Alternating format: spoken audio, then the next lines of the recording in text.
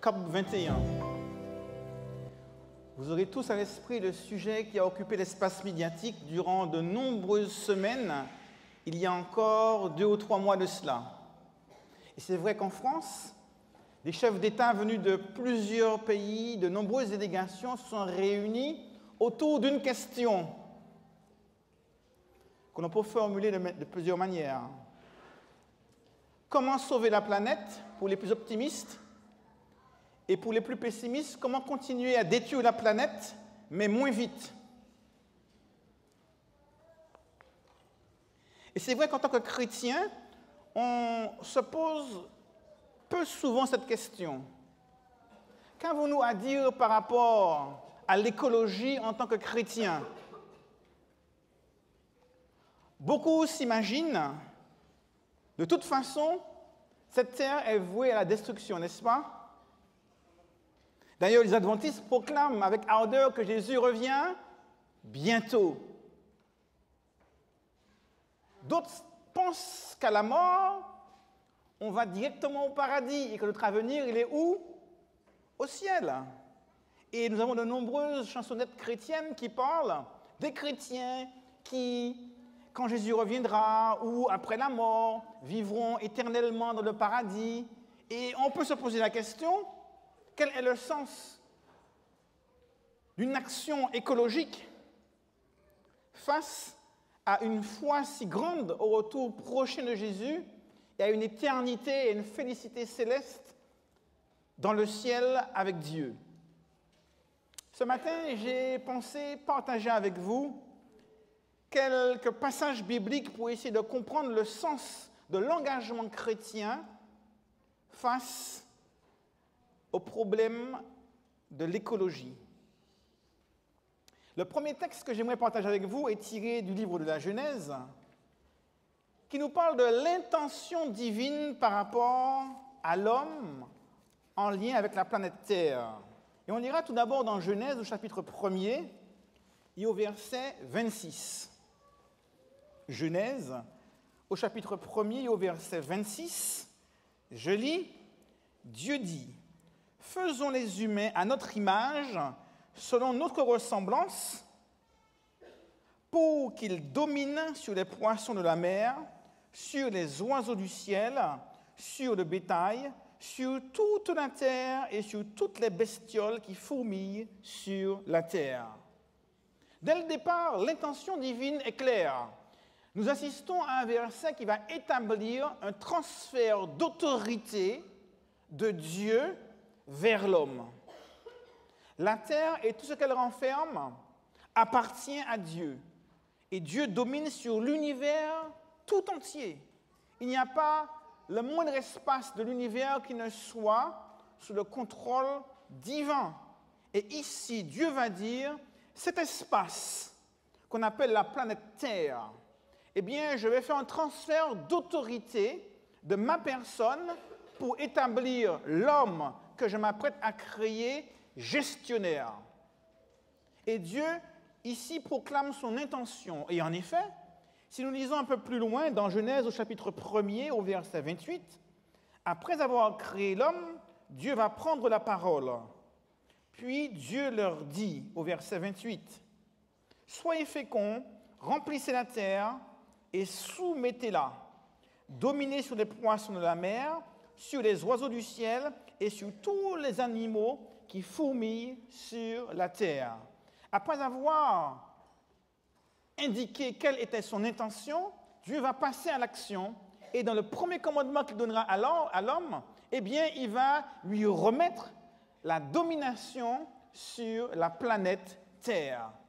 Voilà maintenant l'homme qui ressemble à Dieu, parce que de la même manière que Dieu exerce une autorité pleine et entière dans l'univers, l'homme, à son échelle, est appelé à dominer lui aussi, mais non pas sur l'univers, bien sûr, mais sur la planète qui lui a été confiée. En ce sens, cet élément va faire de l'homme également un être à l'image de Dieu. L'homme qui va dominer. Cette domination ne devait pas se faire de n'importe quelle manière. Elle devait s'exercer selon le plan divin. Quel est-il? Relisons ensemble un troisième texte dans Genèse, au chapitre 2 et au verset 15.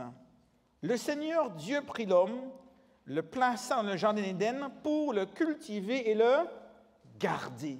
Autrement dit, cette domination, cette gestion confiée par Dieu à l'homme devait s'exercer dans le cadre d'une action protectrice où l'homme devait agrémenter, cultiver, agencer, avoir plaisir à rendre cette planète toujours plus agréable, toujours plus belle. Nous avons vu quelle était l'intention divine, intention qu'il a mise en application à travers un ordre donné à l'homme, domine, ordre qui sera confirmé par un mandat, une mission consistant à garder, à protéger la planète Terre. Évidemment, nous savons très bien ce qui s'est passé par la suite, puisque le chapitre 3 de la Genèse nous explique comment l'homme a péché. Que s'est-il passé au moment où l'homme a péché? Tant que l'homme était avec Dieu, Dieu lui a dit, cette planète, je te la confie. Je veux que tu domines, que tu gères, que tu protèges, que tu gardes. Mais une fois que l'homme a changé de camp, une fois que l'homme est allé du côté du mal, eh bien, la situation a changé parce que l'homme a perdu, d'une certaine manière, sa domination. Et on nous explique dans la Bible, par plusieurs versets, que le diable, d'après Jean, au chapitre 12, au verset 31, est devenu le prince de ce monde des ténèbres. Et dans l'histoire de Job, qui se présente devant Dieu pour représenter la planète Terre? Job, chapitre 1er, nous explique que le diable se présente comme représentant de la planète Terre, lorsque Dieu convoque tous les représentants. Nous lirons un passage dans Luc, très instructif, Luc au chapitre 4 et au verset 6. Luc au chapitre 4 et au verset 6, le diable tente Jésus. Et alors que Jésus est dans le désert, on nous dit, au verset 5 tout d'abord, le diable conduisit Jésus plus haut, lui montra un instant tous les royaumes de la terre habités, lui dit, je te donnerai toute l'autorité et la gloire de ces royaumes, car elle m'a été donnée et je la donne à qui je veux. Waouh, quelle prétention! Le diable dit clairement à Jésus, je suis le maître de ce monde. Tout ceci m'appartient, car cela m'a été donné en réalité. Il n'a pas reçu la planète, il a usurpé cette planète en trompant Adam et Ève. N'empêche qu'il en est devenu le prince. Et à plusieurs reprises, Jean parle du diable comme étant le prince de ce monde des ténèbres. Et donc, on n'a pas de mal à imaginer que nous sommes passés d'une gestion divine par transfert à une gestion humaine et par usurpation d'une gestion humaine à une gestion diabolique. Et les conséquences avaient déjà été prédites par Dieu. Lisons à nouveau dans la Genèse, Genèse au chapitre 3, les versets 17 et 18. Dieu l'avait dit, après le péché, Dieu dit à l'homme, je parle de la deuxième partie du verset 17, la terre sera maudite à cause de toi. C'est avec peine que tu en tireras ta nourriture tous les jours de ta vie. Elle fera pousser pour toi des épines et des chardons, et tu mangeras l'herbe de la campagne. On voit donc que depuis l'introduction du péché dans ce monde, le transfert d'autorité de Dieu à l'homme, puis de l'homme au diable, eh bien que la planète Terre, eh bien, dans sa faune, dans sa flore, même au plus profond de la planète, a été complètement bouleversée. Le péché n'a pas atteint simplement l'humain. Le péché a des conséquences sur l'homme, mais également sur tout ce qui avait été remis entre ses mains et dont il avait la responsabilité et la gestion. C'est ainsi qu'avec l'homme, non seulement l'humanité, mais la faune, la flore et la planète se sont retrouvés dans un cycle, dans une tempête, dans un chaos qui va en se dégénérant année après année. Paul, dans son épître aux Romains, nous parle de la planète, nous parle de la création, et nous en parle en des termes assez surprenants. J'ai lu l'Épître aux Romains de nombreuses fois, et pourtant, je n'avais jamais fait attention à la manière dont Paul parle de la nature dans cette épître. Lisons ensemble dans Romains au chapitre 8. Romains au chapitre 8. Nous lirons au verset 22. Paul parle de la création comme suit. Or, nous savons que jusqu'à ce jour, la création toute entière soupire et souffre les douleurs de l'accouchement. Alors, si on veut lire les versets précédents, à partir du verset 20, il dit « En effet, la création a été soumise à la futilité, non pas de son propre gré, mais à cause de celui qui y a soumise. Cette même création, eh bien, elle sera libérée de l'esclavage, du périssable, pour avoir part à la liberté glorieuse des enfants de Dieu. » On voit bien que Paul distingue très bien les enfants de Dieu et la création.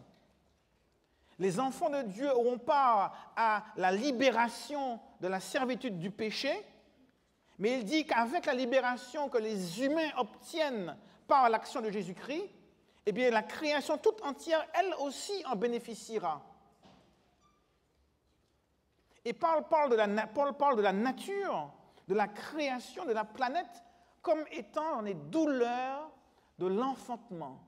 La terre, elle crie. La terre, elle souffre. La terre, elle soupire. Et je n'ai pas besoin de reprendre ce dont les médias ont parlé durant de nombreuses semaines, toutes les difficultés écologiques auxquelles nous sommes confrontés, comment l'homme va s'appliquer à stériliser le sol, à stériliser les grains à travers le transgénique, etc., où l'homme va continuellement avoir une action irréversible. Qui ose imaginer un monde sans voiture, sans béton, sans électricité? On se rend compte que nous sommes pris dans un engrenage et personne ne peut imaginer une sortie à cette situation.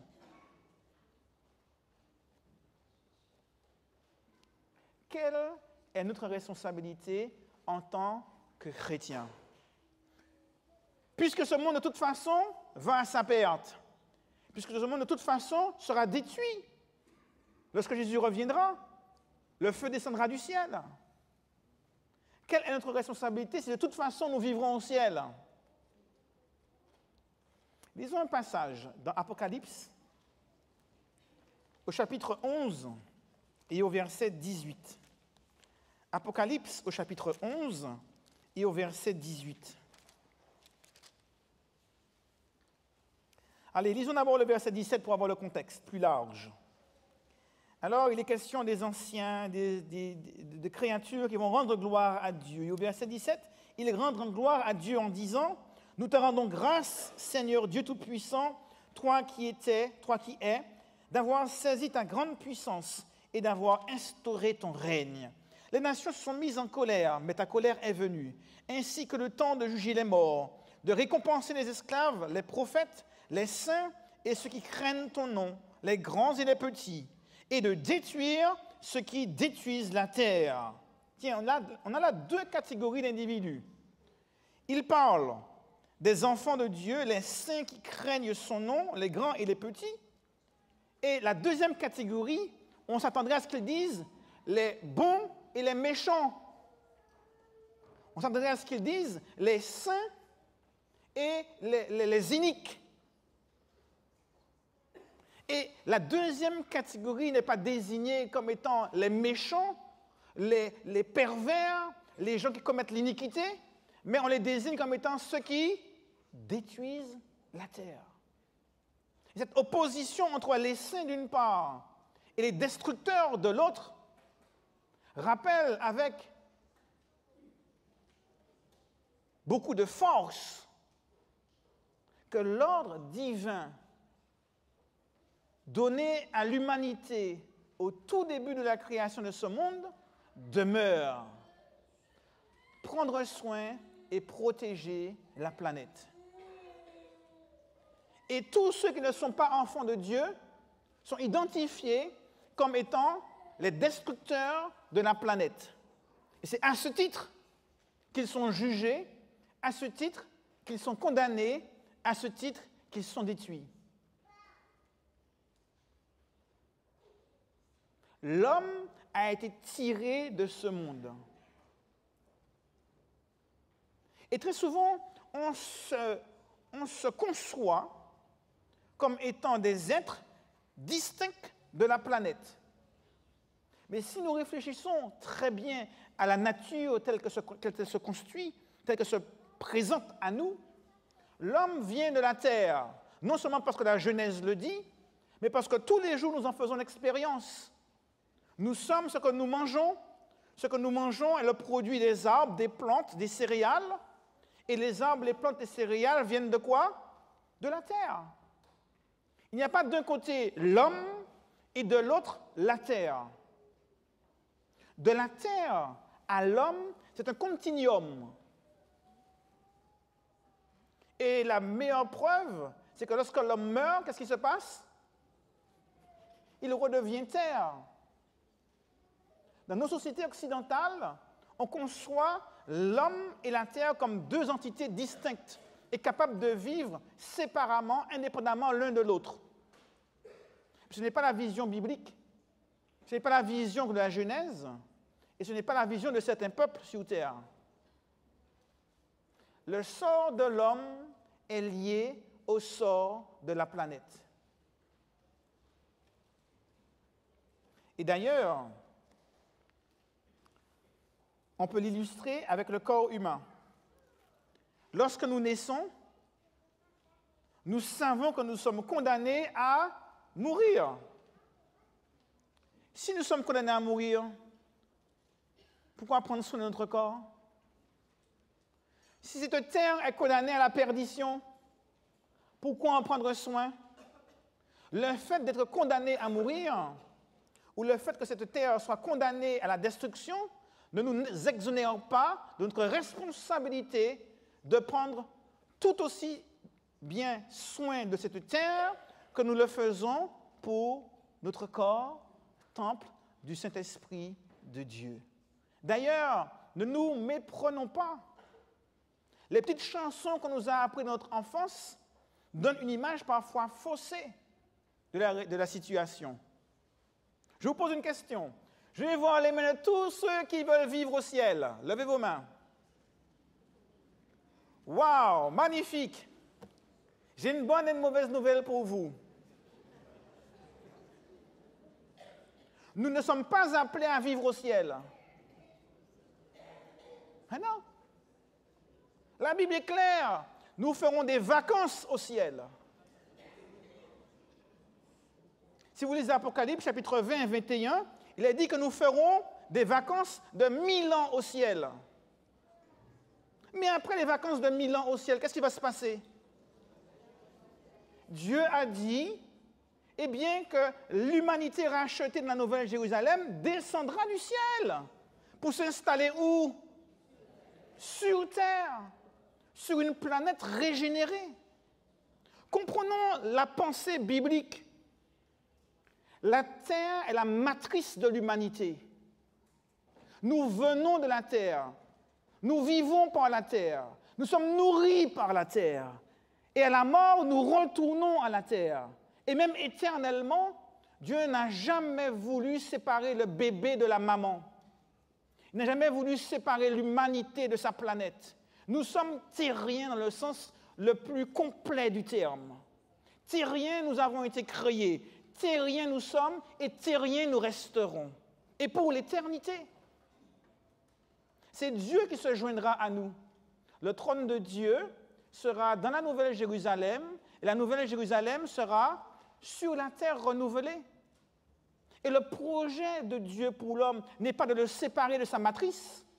Le projet de Dieu pour l'homme n'est pas de sauver l'homme indépendamment de sa planète. De même que Dieu veut restaurer l'humanité, Dieu a pour objectif de restaurer la planète. Apocalypse chapitre 21, nous lirons ensemble, à partir du verset 1er. Alors, je vis un ciel nouveau et une terre nouvelle, car le premier ciel, la première terre avait disparu, la mer n'était plus. Je vis descendre du ciel auprès de Dieu la ville sainte, la nouvelle Jérusalem, prête comme une mariée qui s'est parée pour son mari. J'entendis du trône une forte voix qui disait, « La demeure de Dieu, elle est où? Avec les humains. Il aura sa demeure avec eux. Ils seront ses peuples. Et lui-même, qui est Dieu, avec eux, sera leur Dieu. Il essuiera toute larme de leurs yeux. La mort ne sera plus. Il n'y aura plus ni deuil, ni cri, ni douleur, car les premières choses ont disparu. » Extraordinaire. Dieu viendra vivre sur notre planète. Dieu établira son trône dans la Nouvelle Jérusalem, laquelle sera sur cette planète. Le projet de Dieu, c'est d'aimer non seulement l'homme, mais toute la création. Le projet divin, c'est de sauver pas seulement l'humain, mais la faune, la flore, les sources d'eau, la planète tout entière. Et Dieu se propose de la restaurer et de la rétablir au même titre que l'humanité. Oui, Dieu veut sauver le bébé et la maman.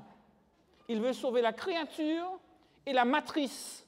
Il veut sauver l'humain et son environnement. Il veut rétablir l'homme et la planète Terre. Nous sommes terriens, terriens nous sommes, et terriens nous resterons, et pour toute l'éternité. Et ceux qui ont vu le film Avatar comprennent bien et perçoivent le lien qui peut exister entre l'humain et la planète. Nous sommes un. Et Dieu nous demande d'aimer notre planète. Quand Dieu nous demande d'aimer notre prochain, il nous demande d'aimer non seulement les humains, mais d'aimer les animaux, d'aimer les fleurs, les plantes, les sources d'eau, d'aimer cette terre qu'il a créée pour nous, cette terre d'où nous venons, cette terre qui nous nourrit, parce que Dieu l'a aimée. Et si Dieu l'a aimée au point de vouloir la restaurer, nous aussi, nous sommes appelés à l'aimer, à tellement l'aimer, que nous voudrons suivre le commandement premier donné à l'homme, prendre soin, garder, protéger et aimer notre planète. Amen.